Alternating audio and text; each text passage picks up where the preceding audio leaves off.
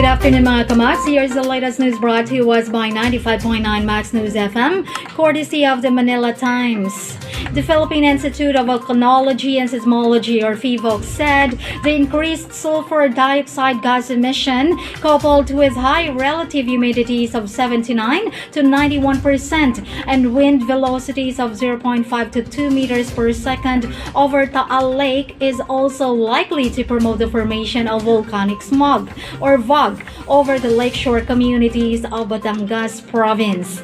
TAAL Volcano remains at alert level 3, where magma extruding from the main crater could drive an explosive eruption.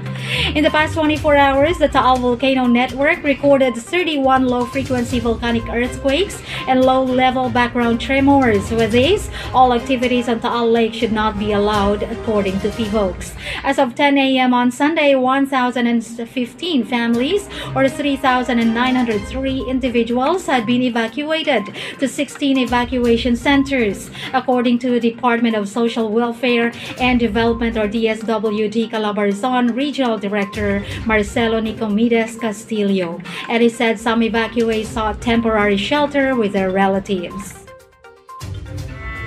And that's the latest national news this afternoon, brought to you by Max Capsule, BY Max Coffee, in 95.9 Max News FM, General Santos City.